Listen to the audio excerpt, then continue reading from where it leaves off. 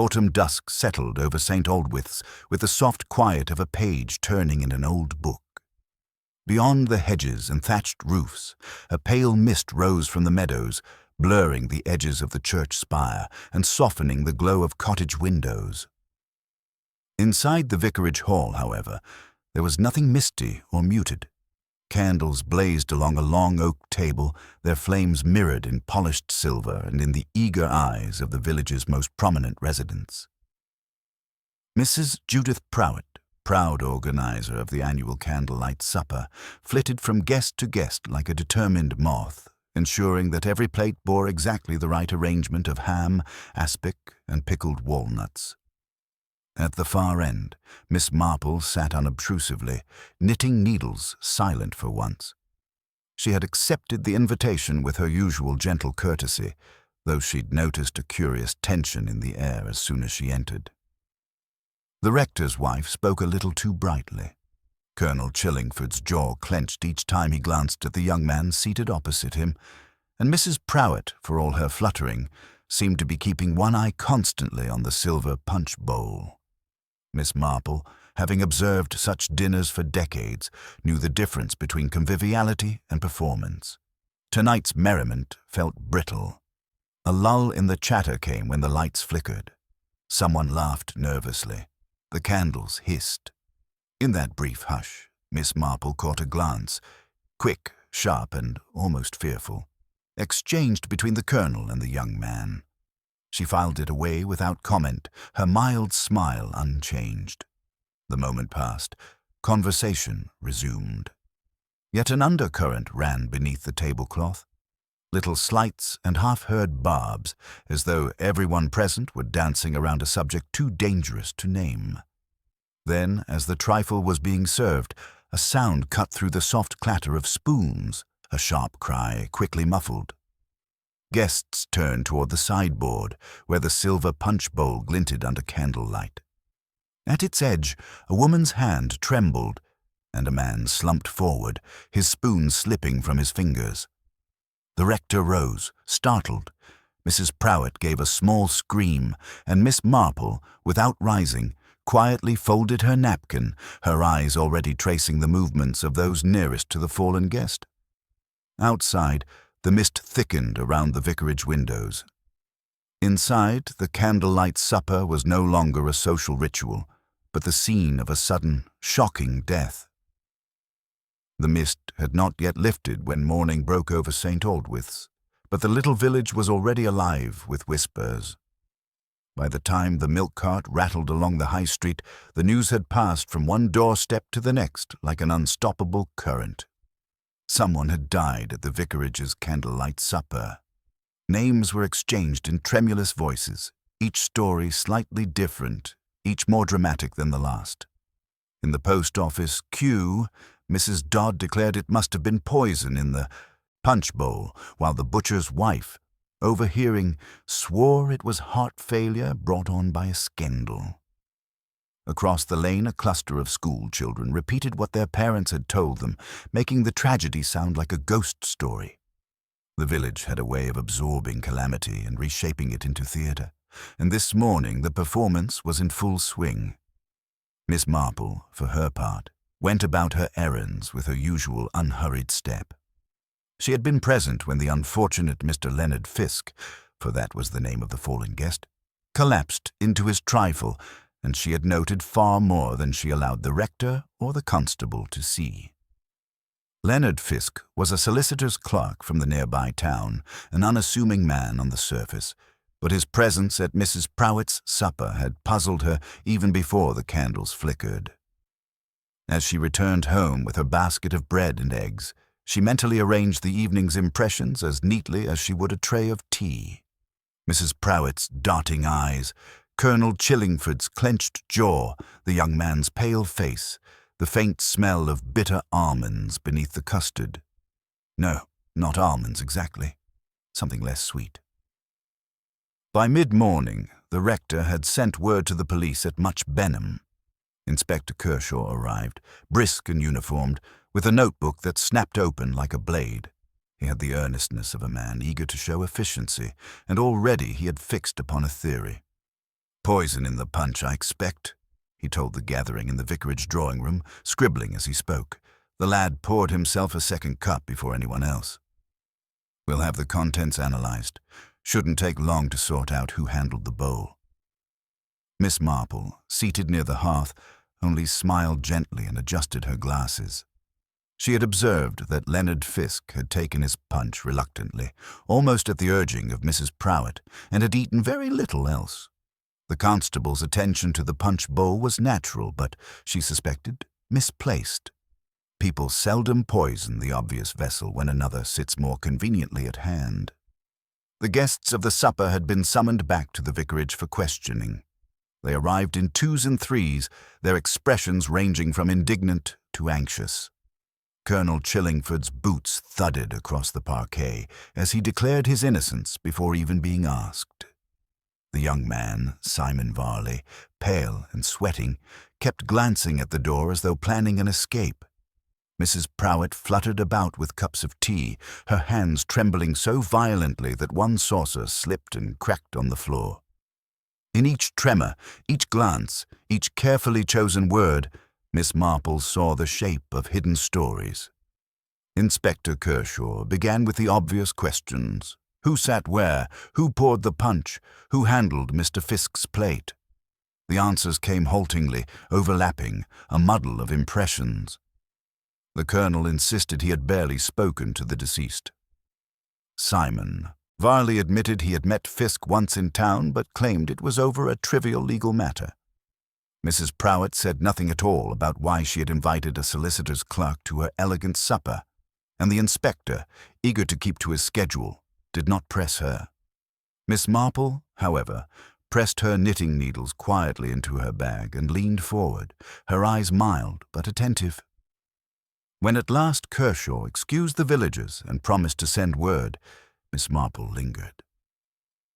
She drifted toward the sideboard where the remains of the trifle sat under a glass dome. There she noted a small but telling detail. Mr. Fisk's spoon, still on the plate, bore a smear of dark preserve not present in the serving dish. A private pot, perhaps, or a substitution in the kitchen. She did not touch it, merely memorized its hue. Then, looking up, she found Mrs. Prowett watching her with lips pressed thin. On her walk home through the mist, Miss Marple allowed her mind to roam the tangle of relationships. Leonard Fisk's occupation placed him near wills, deeds, and disputes, fertile ground for grievances. Colonel Chillingford's late wife had left a contested estate. Simon Varley's father had been ruined by legal action a few years prior. Mrs. Prowett's husband was said to be in quiet financial difficulty. Each of them might have seen Mr. Fisk as a threat or an obstacle, yet none of them, on the surface, had reason to murder him at a village supper. Unless, of course, his very presence signaled that something long hidden was about to come to light. She paused at her gate to greet young Molly Harper, who delivered the post. Among the envelopes was one addressed in a spidery hand to herself. She opened it in her hallway and found a note unsigned. He knew about the papers. Ask about the cellar. Her friend Miss Marple folded the note and placed it beside her knitting. She had seen enough of human nature to know that anonymous letters often came from the very people they accused, yet this one carried a tremor of desperation rather than malice. That afternoon she took tea with her neighbor, Mrs. Price Ridley, listening as the woman recounted, with relish, the village's latest theories. Each rumor was like a thread in a tapestry, tangled but revealing. By the time she returned to her own parlor, dusk settling once more, Miss Marple had arranged the evening's puzzle pieces in a tentative pattern. Someone at that supper had panicked, not merely at Mr. Fisk's death, but at what he might have exposed. The mention of a cellar intrigued her. A cellar suggested storage, and storage suggested records, or evidence.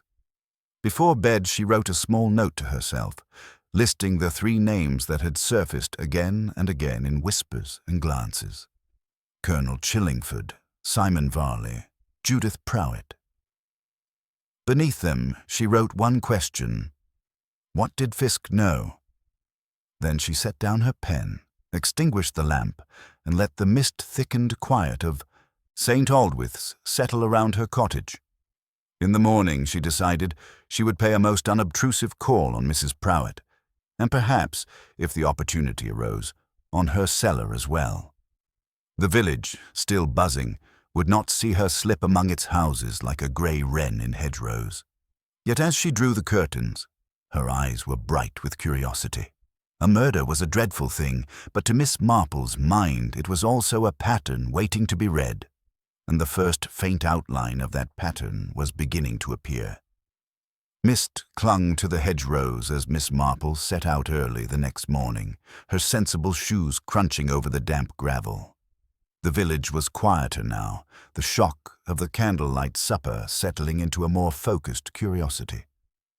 Doors opened just enough to watch her pass, curtains shifted slightly, like eyelids blinking. She had spent much of the night thinking about the unsigned note and the peculiar smear of dark preserve on Leonard Fisk's spoon. Both pointed her back to Mrs. Prowett and to the cellar the note had mentioned. Yet Miss Marple's steps showed no haste, only the mild patience of someone calling upon an acquaintance for a neighborly chat. Judith Prowett's house was a neat Georgian affair with ivy curling up its sides and geraniums still bravely blooming in window boxes. She opened the door herself, her face pale beneath its careful powder. "Miss Marple," she said in a voice pitched between relief and apprehension. "What a surprise." Miss Marple smiled kindly and murmured something about returning a borrowed pattern for table linens, a pretext as old as village life. Mrs. Prowett ushered her in, fussing with her cardigan as if to hide trembling hands. They sat in a parlor heavy with scent, wax polish, dried roses, and something faintly metallic. Judith poured tea with exaggerated care, her eyes flicking to the clock more than once. Miss Marple sipped, nodding at the tasteful arrangement of silverware on the sideboard. She mentioned, almost idly, that Mr. Fisk had seemed a rather unexpected guest at the supper. Judith's spoon clinked sharply against her cup. "He was an old family friend," she said too quickly. "My husband's acquaintance, really." Nothing more. Miss Marple's expression remained serene. She let silence fill the room until Judith shifted in her chair. Then she said, "I had the oddest note this morning. It spoke of papers and a cellar. One wonders, doesn't one, what sort of papers a solicitor's clerk might be interested in." Judith's hand hovered above the sugar bowl before setting the tongs down with a faint snap. For an instant, her composure cracked, a flicker of fear passing through her eyes. "People will write anything," she muttered. A discreet knock at the door interrupted them. It was Simon Varley, hat in hand, looking nervous. Judith flinched at his appearance. I thought you were in town," she said. He muttered something about checking on her welfare after the dreadful evening. Miss Marple rose gently, as though preparing to leave, but positioned herself near the door. In that moment she saw, as clearly as if it were written, the invisible cord connecting these two. Simon's eyes darted to the hallway leading toward the back of the house, and Judith's hands twisted in her lap. "I was about to ask Mrs. Prowett," Miss Marple said softly, "if she still keeps preserves in her cellar as she used to.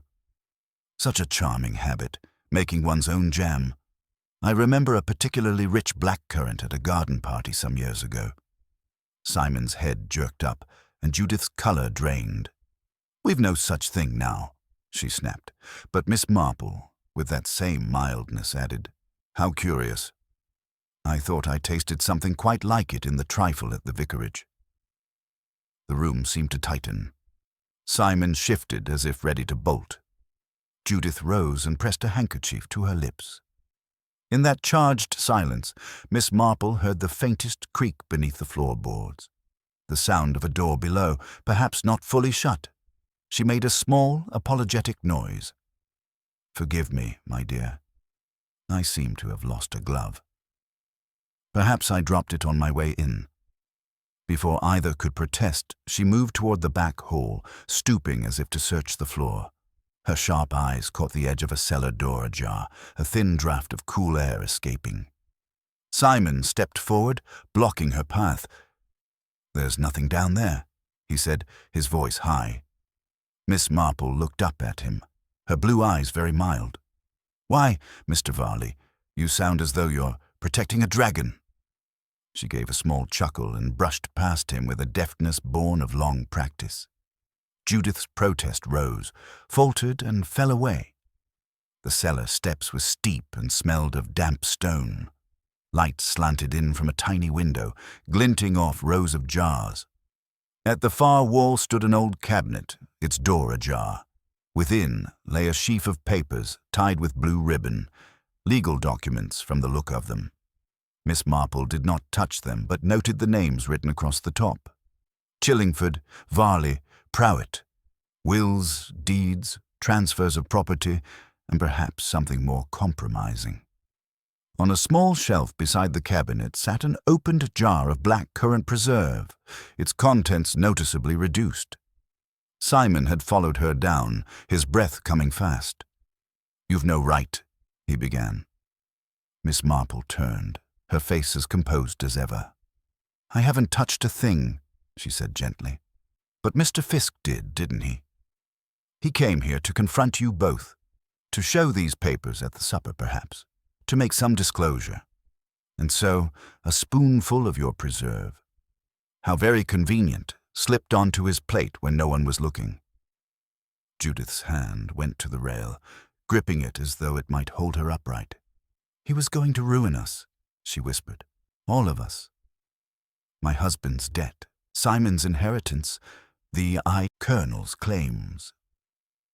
He had found out everything. Her voice trembled into silence. Simon stared at the floor. "We only meant to frighten him," he said hoarsely. "It wasn't supposed to kill him so quickly." Miss Marple gave a small sigh, not of surprise, but of recognition. "Poison is such an unpredictable weapon, Mr. Varley. People think it can be measured like tea leaves, but human nature is rarely so tidy." She looked toward the stairs where daylight glimmered. "The inspector will want to see these papers. I think it's best if you both come with me quietly. There's no need for any more unpleasantness." Neither moved to resist. Judith's shoulders sagged. Simon pressed his palms to his eyes. Miss Marple ascended the steps first, her tread light, carrying no triumph but a kind of weary compassion.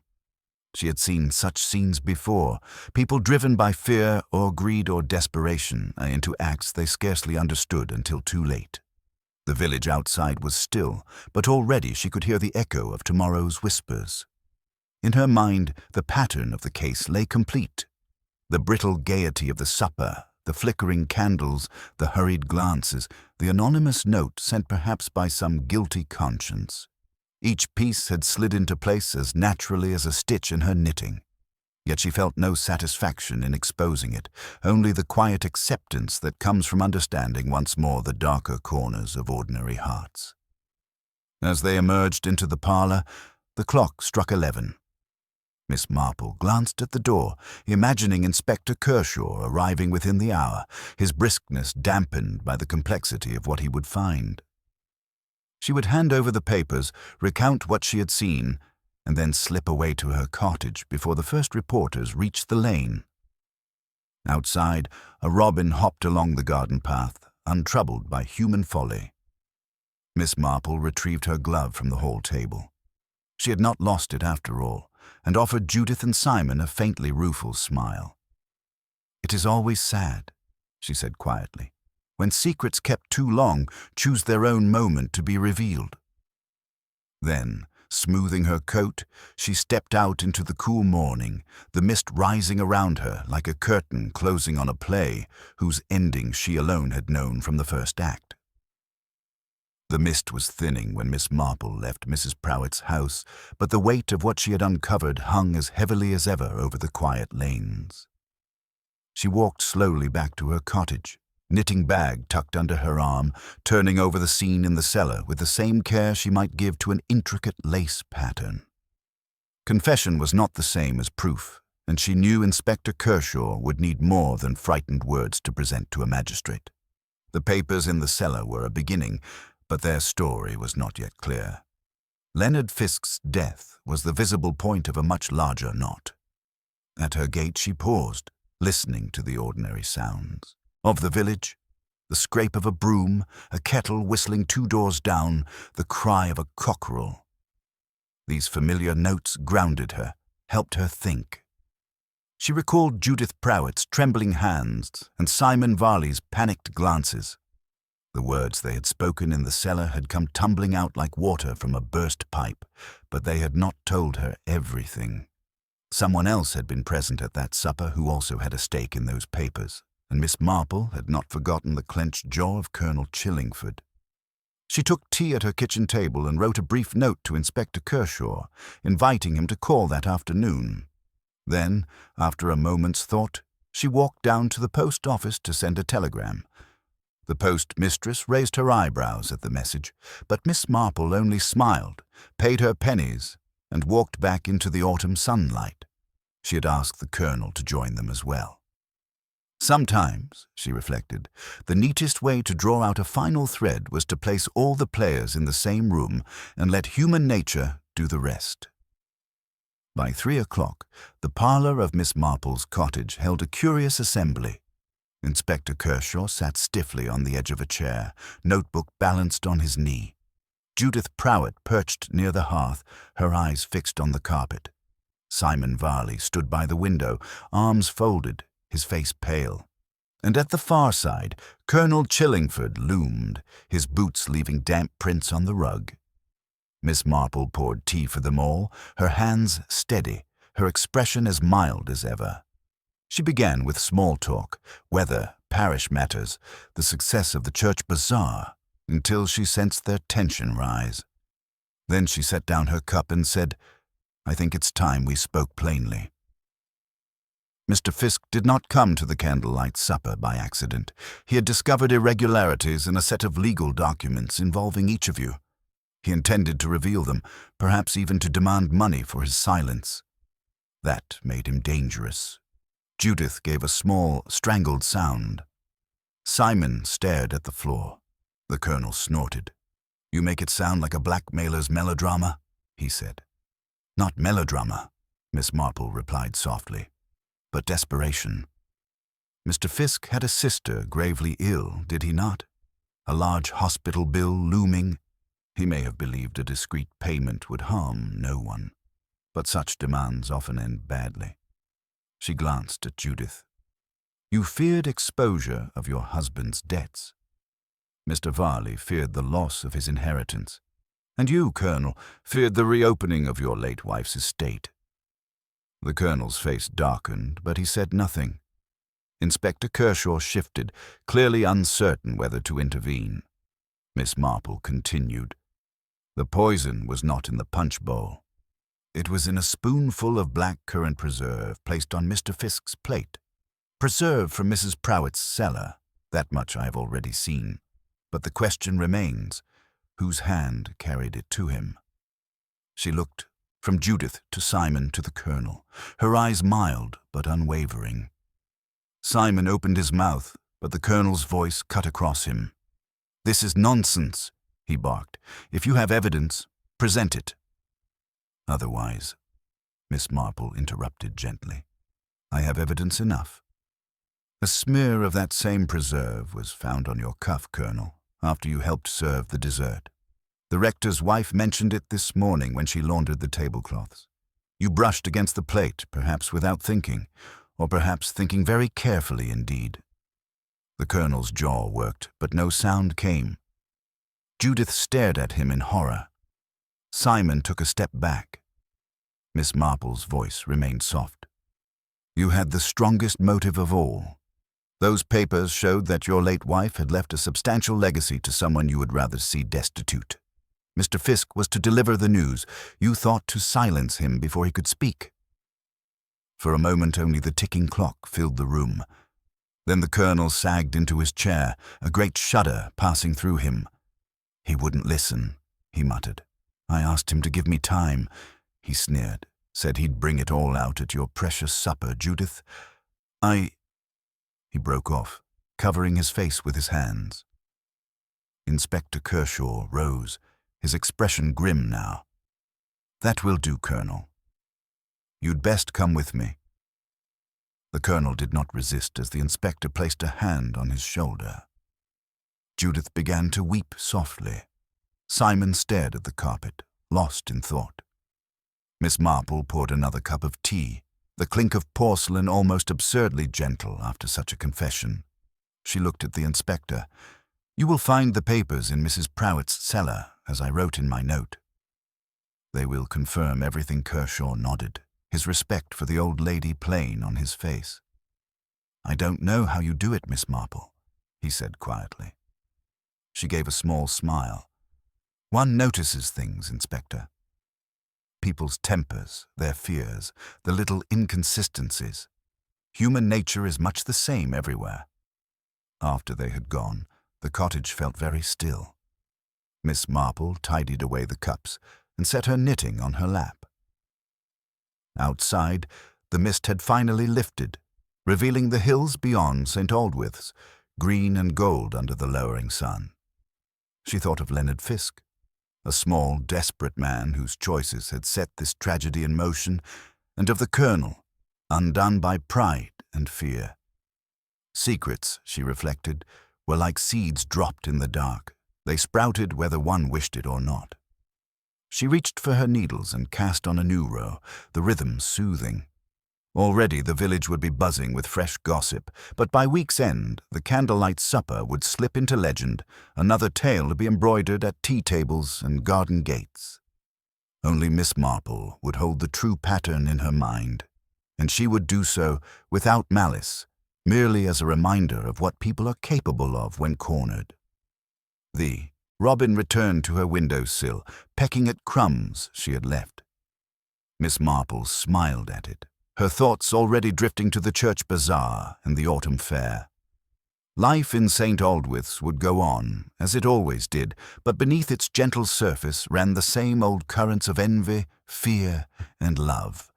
And she, sitting quietly with her knitting, would be there to notice them, as she always had been. The air in St. Aldwyth's had turned sharper by the following morning, a faint frost tracing the edges of window panes, yet the village seemed to hold its breath rather than its usual chatter. Miss Marple walked through the high street with her shopping basket, noting how faces turned away or leaned closer together. News of Colonel Chillingford's arrest had moved faster than the milk delivery. People were not sure whether to be relieved or unsettled, and some whispered that it could not be true, that such a respected man would never stoop to poison. Miss Marple knew this was the way of small communities. They accepted a scandal only when it became a story, and the story only when it became distant enough to enjoy.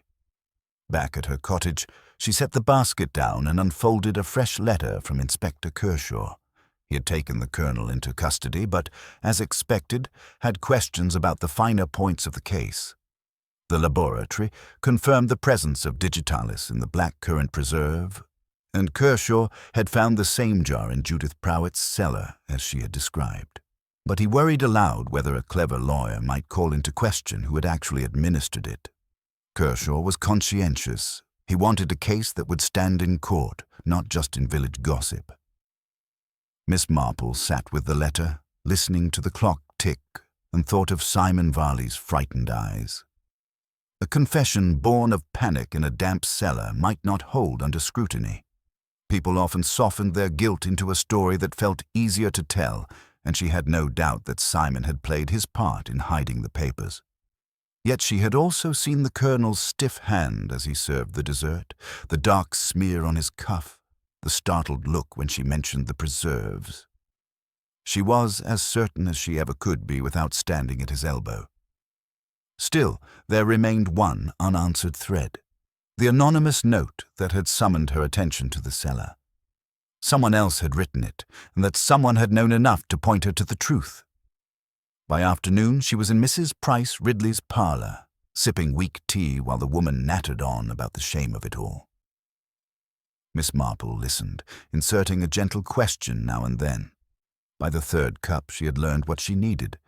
Simon Varley had been seen at the post office early the previous morning, looking pale and distracted, and had purchased a single envelope and stamp. Miss Marple nodded to herself, tucking away the information. It fit with the tremor of desperation she had sensed in the letter.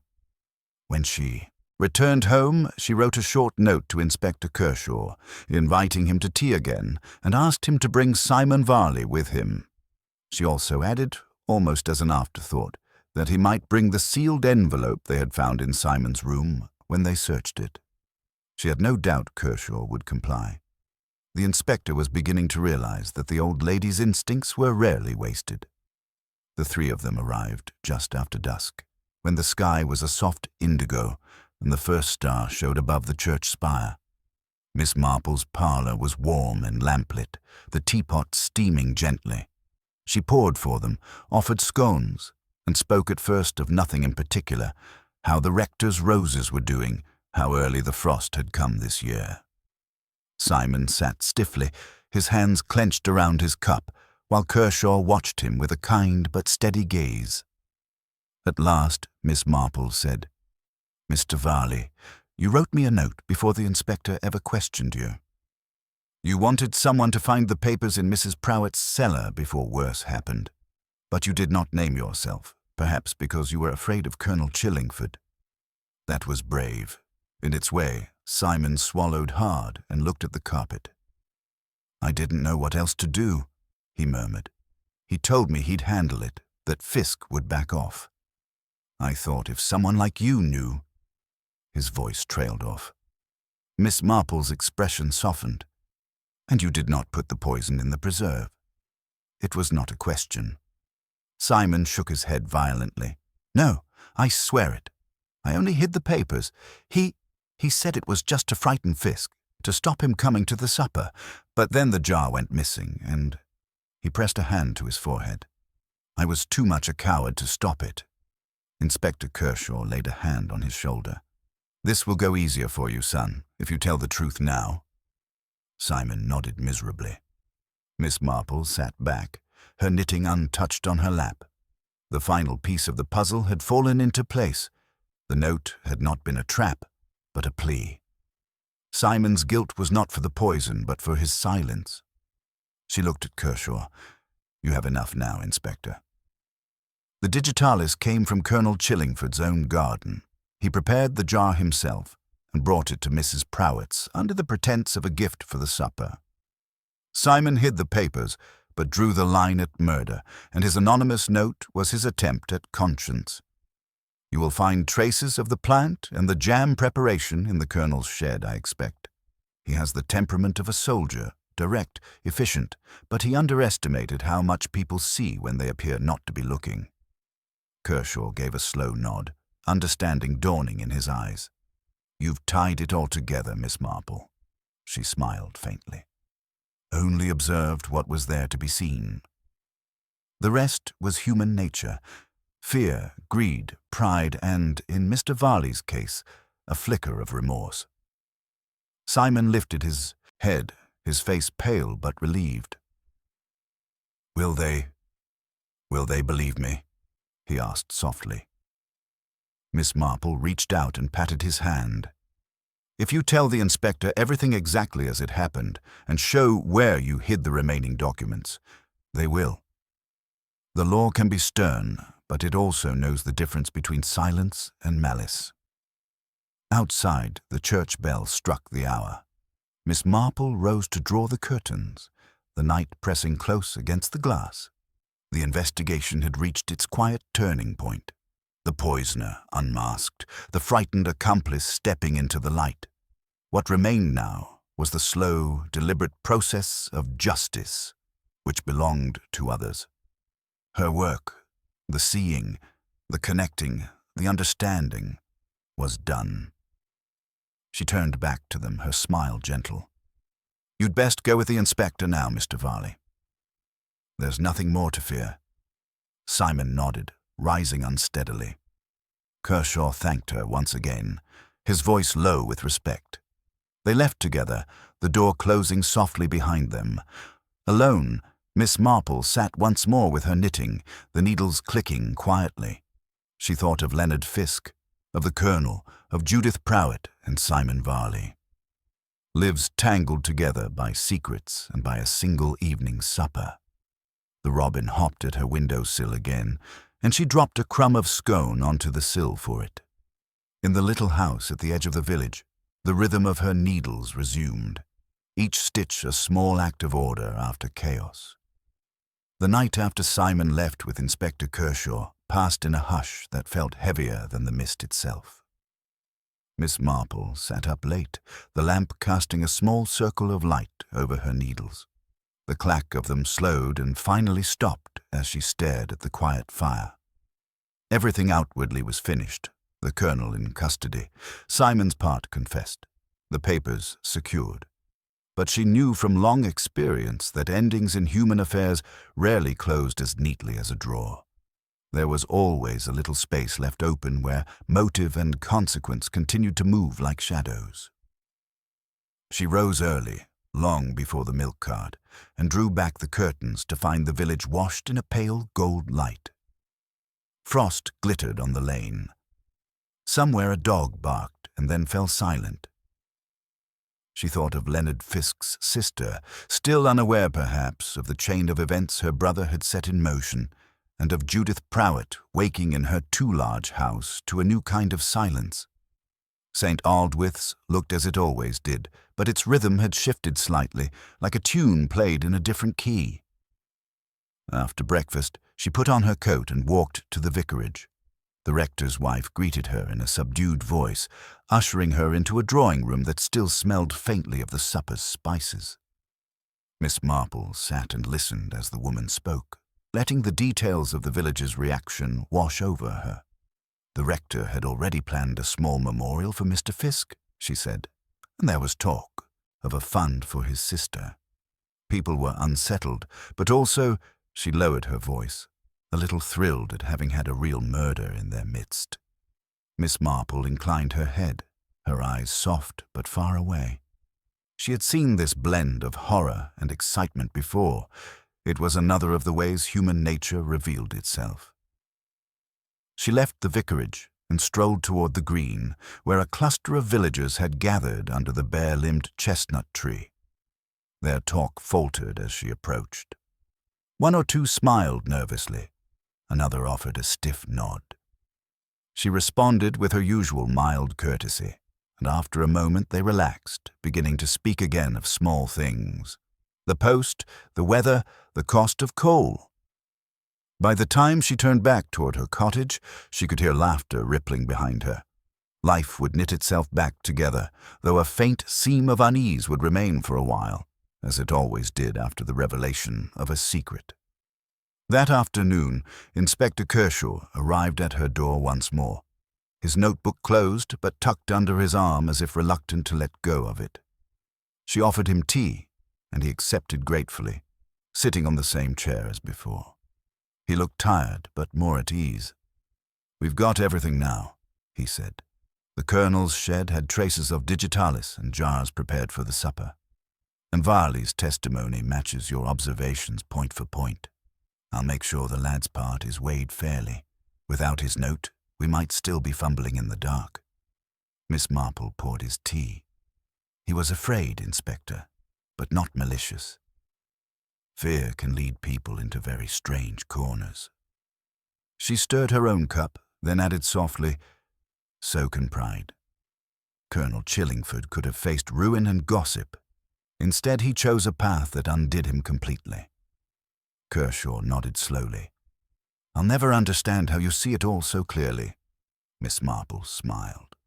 "It isn't clarity so much as patience. People tell you their story, even when they don't speak. It's a question of listening. They spoke for a while of ordinary things, the roses at the rectory, the upcoming harvest fair, until Kershaw rose to leave. At the door he turned back. "Thank you, Miss Marple. You've saved us a tangle of trouble." She inclined her head, watching as he walked down the path into the fading light. Alone again, She tidied the cups and settled into her chair by the fire. Through the window she could see the children of the village skipping rope, their shouts bright in the cool air. Soon the candlelight supper would become a story told at tea tables, polished into a cautionary tale about pride and secrecy. Only she would remember the small, precise details, the glances, the smear of jam, the tremor in a young man's hand, that had led from a polite supper to a confession in a cellar. She picked up her knitting and began a new row. The rhythm of the needles soothed her, each stitch falling into place as neatly as the clues had. It was not triumph, she felt, but a quiet satisfaction that order, for now, had been restored. In St. Aldwith's, as in life, chaos always threatened at the edges, but for the moment the pattern held. The robin returned to the sill, pecking at crumbs she had left, and she smiled faintly. Outside, the frost was melting under a pale sun, and the hills beyond the village glowed faintly green.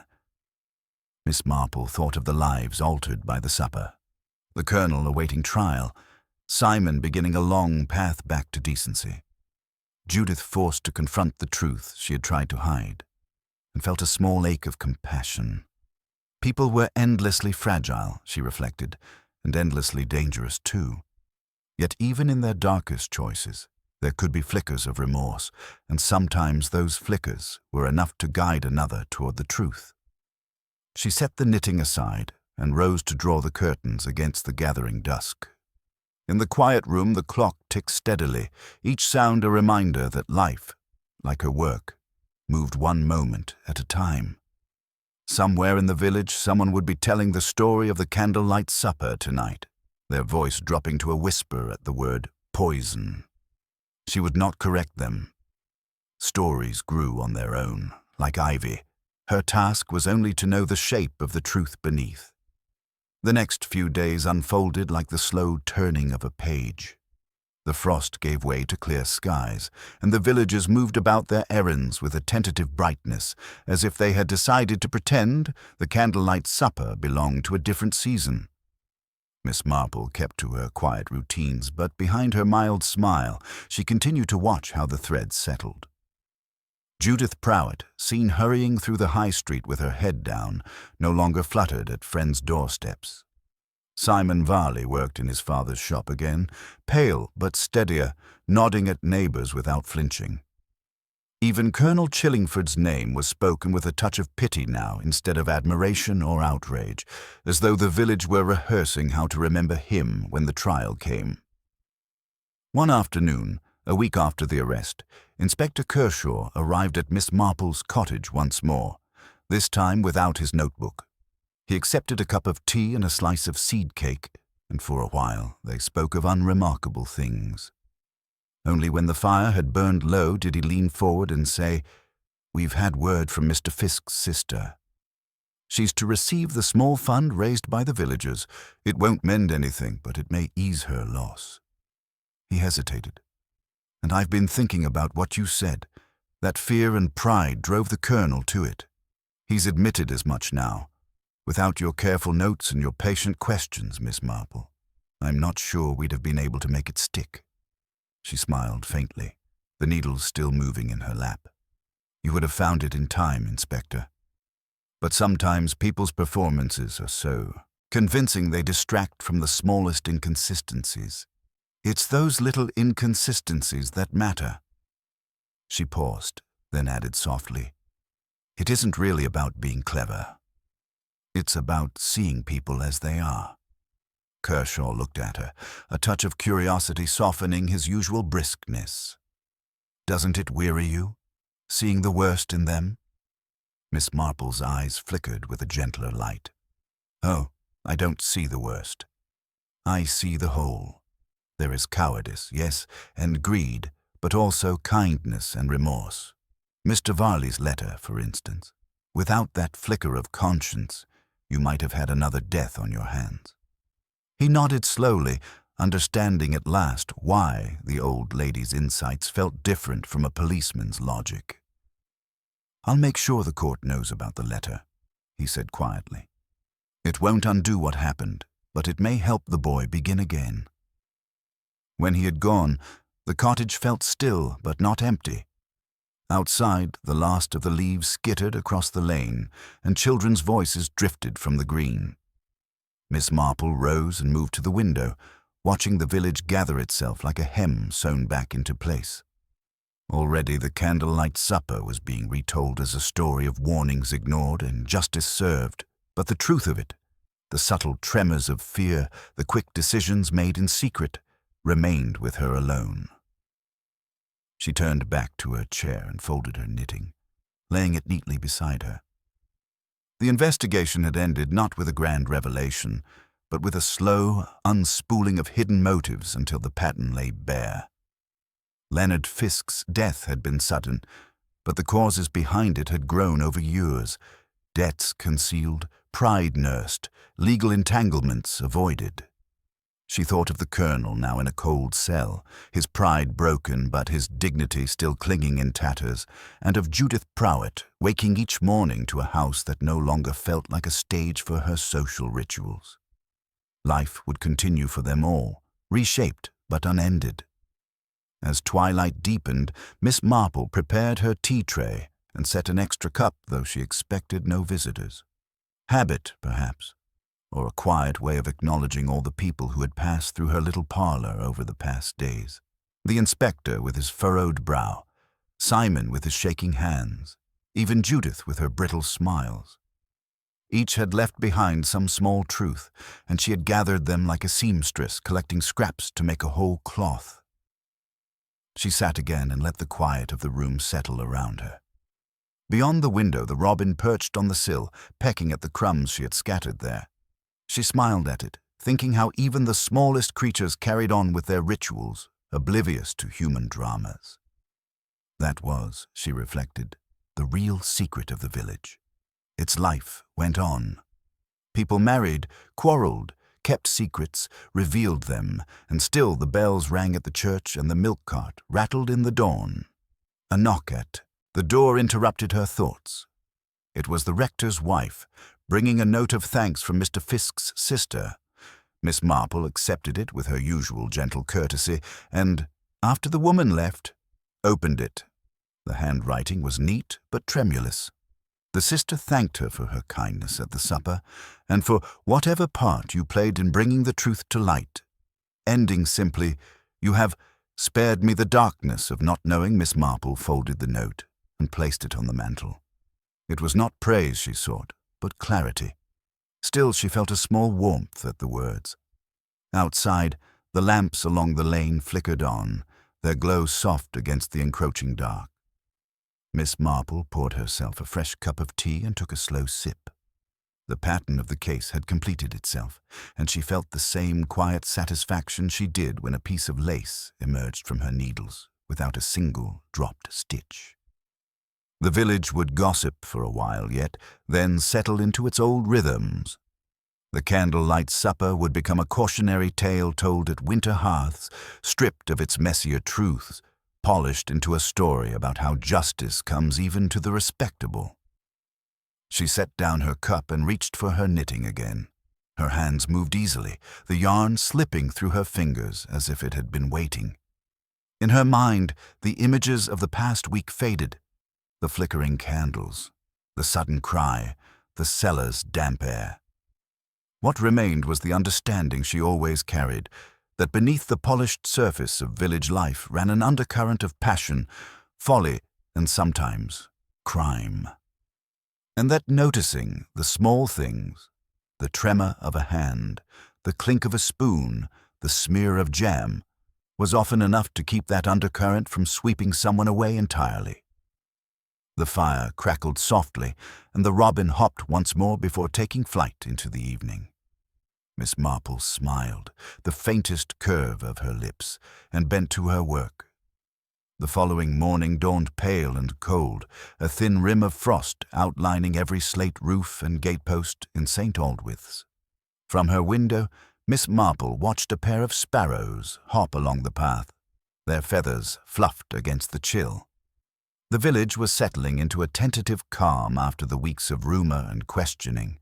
Yet beneath its surface, she could still feel the tremor left by the candlelight supper. In her experience, such tremors always produced a last ripple or two before fading completely. She pulled her shawl tighter and made her way to the high street to collect a parcel. As she walked, she noticed how faces opened to her now. Shopkeepers giving her small, grateful nods, the rector's wife smiling with a hint of relief. Even Simon Varley, stacking crates outside his father's shop, managed a faint greeting, though his shoulders were hunched. His case was still being considered, but Kershaw's promise to emphasize the boy's cooperation had given the villagers permission to soften. Judith Prowett had withdrawn almost entirely, rarely seen beyond her garden gate. The colonel remained in custody, a headline in the county paper, but otherwise a shadow. Back at her cottage, Miss Marple opened the parcel. Inside was a small embroidery frame she had ordered weeks before. The act of fitting new linen into its hoop felt oddly symbolic, like starting a fresh pattern after a difficult one. She sat by the fire with her tea and thought of Leonard Fisk's sister, of the note she had received thanking her for bringing the truth to light. She thought, too, of how easily the supper might have ended differently, another guest poisoned by mistake, the papers burned, the truth hidden. Human lives balanced on such slender threads. That afternoon, Inspector Kershaw arrived once again, not for evidence or advice, but simply to tell her the final pieces had fallen into place. He brought news that the laboratory had matched the exact strain of digitalis from the colonel's garden to the residue in the preserve jar. Combined with Simon's testimony, the case was now airtight. "The magistrate's hearing will be straightforward," he said quietly, setting down his cup. "He's admitted everything." He hesitated. "You've given the village back its sense of safety, Miss Marple." She smiled faintly, though her eyes were thoughtful. "Safety, Inspector, is never quite what it seems. But perhaps you and I have helped them see their own hearts a little more clearly." She laid down her knitting and looked at him across the table. "And what of Simon?" Kershaw allowed himself a small smile. "The Crown will treat him as a witness rather than a defendant. He'll have a chance to rebuild his life. Without his note, you might not have found that cellar before something worse happened." Miss Marple nodded, feeling a quiet warmth at the boy's reprieve. Sometimes a flicker of conscience is enough to change the shape of a tragedy. As dusk fell, Kershaw took his leave, and Miss Marple walked with him to the door. The street outside was bathed in a violet glow. Lamplight glimmered on the frost like scattered beads. She watched him go, his figure receding into the soft dark, and then she turned back into her little house. Alone once more, she moved about tidying cups and folding her knitting, the small, deliberate movements of someone restoring order after a storm. The investigation had unfolded like one of her lace patterns, each loop leading inevitably to the next until the hidden picture emerged. Yet she felt no triumph, only a steady compassion for the people whose flaws had brought them here. The colonel's pride, Judith's fear, Simon's weakness, Fisk's desperation, all ordinary human elements, combustible only because they met at a single supper under flickering candles. She settled into her chair, the fire murmuring low, and let her thoughts drift over the last weeks. She saw again the quick glance between Colonel Chillingford and Simon Varley across the table, the tremor in Judith's hand as she poured the punch, the faint smell of something bitter in the trifle. Those small impressions, so easily overlooked, had guided her as surely as stitches in a row. She had simply followed them until the pattern revealed itself. Outside, the robin returned to her windowsill, cocking its head at her. She smiled and scattered a few crumbs, watching it peck with quick, certain motions. Beyond the bird, the village lay quiet, the church bell marking the hour. Soon the candlelight supper would be spoken of less and less, reduced to a moral anecdote told at winter teas. Only she would keep the full story, its twists, its hidden motives, tucked away like a finished piece of embroidery in a drawer. She reached for her knitting again, the yarn slipping easily through her fingers. Each stitch now felt like a return to normalcy, a quiet rhythm after the discord. It was not excitement she sought in these cases, but the restoration of balance, however temporary. In St. Aldwith's, as everywhere, new secrets would sprout, new quarrels simmer, and perhaps someday another supper would end in something darker than laughter. But for now, at least, the pattern held. The winter sun slid low over the hedgerows as Miss Marple set her teacup aside and glanced toward the window.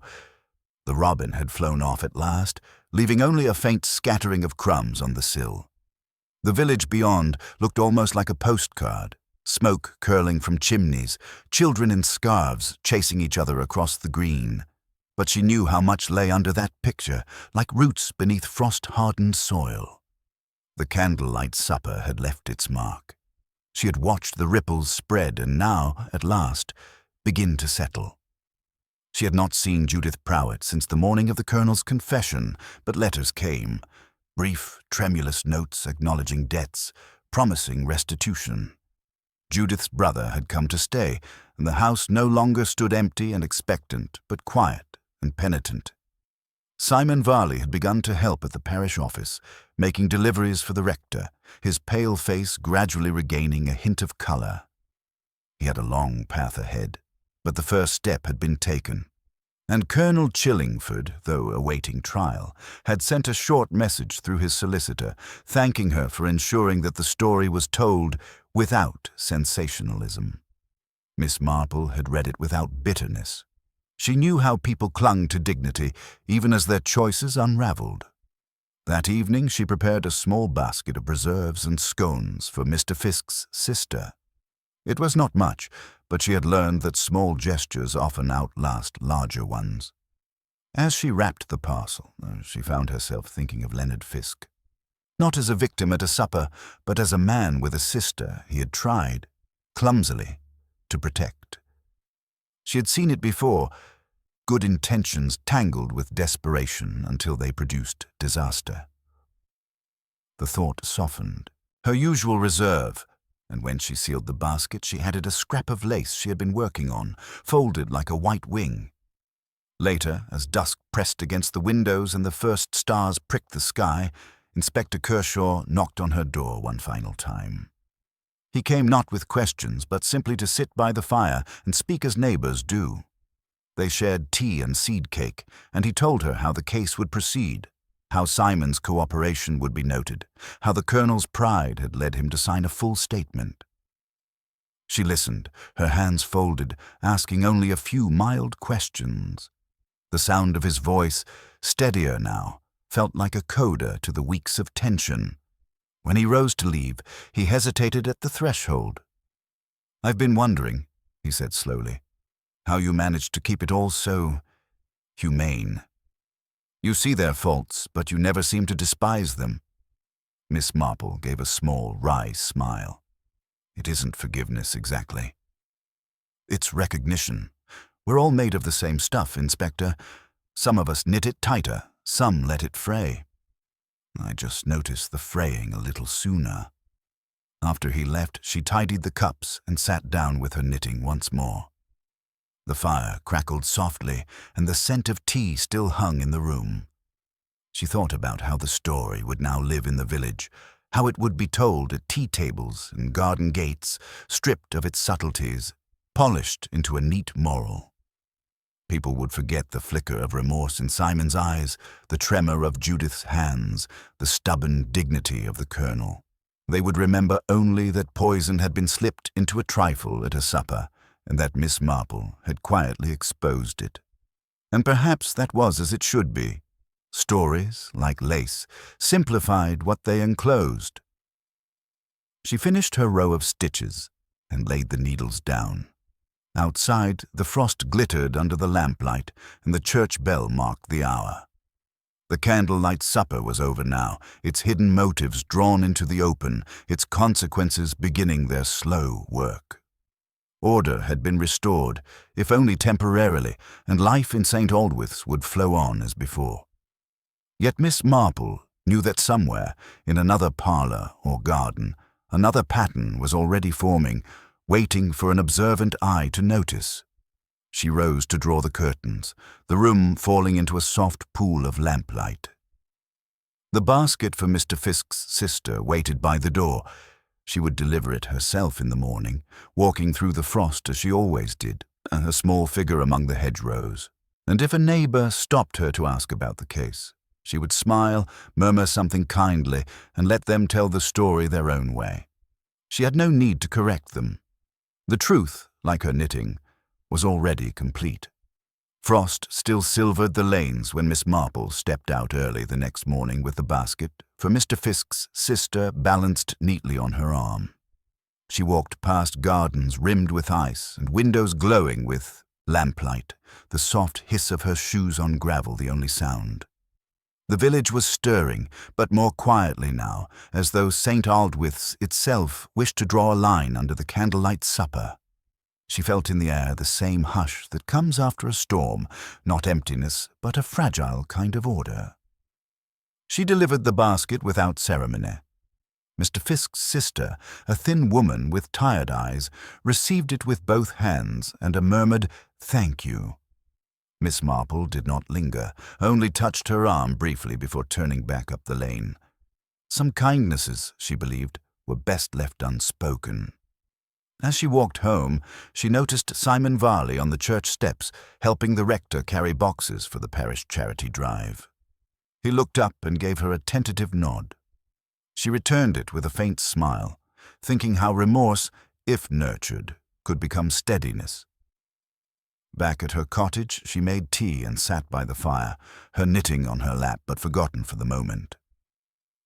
She thought about the pattern of the case as a whole. The flicker of the candles, the brittle gaiety, the secret in the cellar, the note that had reached her just in time. Each element had led naturally to the next, as if the tragedy had been waiting to reveal itself under the soft light of the supper. Her part had been only to see and to listen. The rest had unfolded according to the laws of human nature she'd observed all her life. That afternoon, Inspector Kershaw came by one last time. He did not even take out his notebook, but sat easily in the chair near the hearth, warming his hands on his cup. "It's all done," he said quietly. "The colonel has entered a full plea. Judith Prowett has agreed to testify truthfully, and the magistrate has accepted Simon Varley's status as a cooperating witness. There will be no further surprises." He gave a small, tired smile. "I think you can consider the matter closed, Miss Marple." She looked at him over the rim of her teacup. "Closed for now," she said softly. "People will always have their little secrets, Inspector.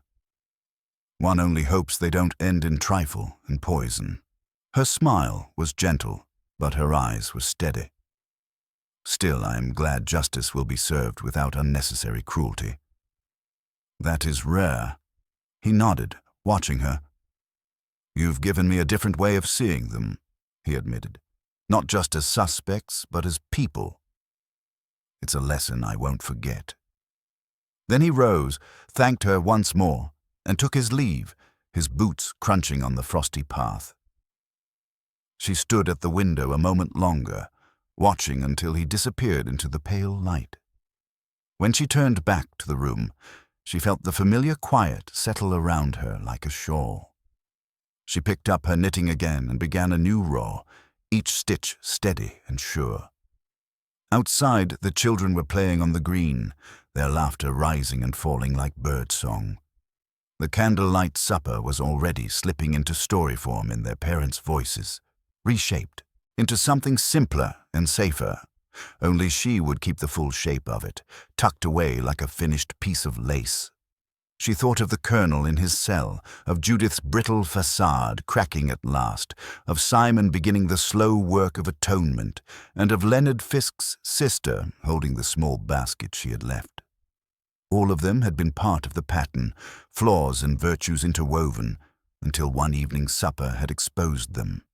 Yet even in that exposure there had been moments of humanity: Simon's note, Judith's shaking hands, the colonel's final, unprompted confession. Miss Marple held on to those moments.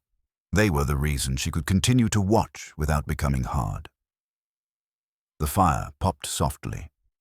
She set the needles down and poured herself another cup of tea. The robin returned to the window-sill, pecking at the crumbs she had left earlier. She smiled at it, the faintest curve of her lips. Beyond the hedgerows, the church bell rang the hour, its sound clear and steady in the cold air. The investigation had ended as it always should, with truth emerging quietly rather than with spectacle, and the village returning, at least outwardly, to its calm. Miss Marple sipped her tea and let the warmth spread through her fingers. Order restored, lives altered but still moving forward. That was the best one could hope for. She would go on as she always did, knitting and observing, ready for the next small tremor under the surface of village life. For now, though, she sat in her little parlour, the frost softening on the window, the robin hopping at the sill, and allowed herself a moment of stillness, the pattern complete.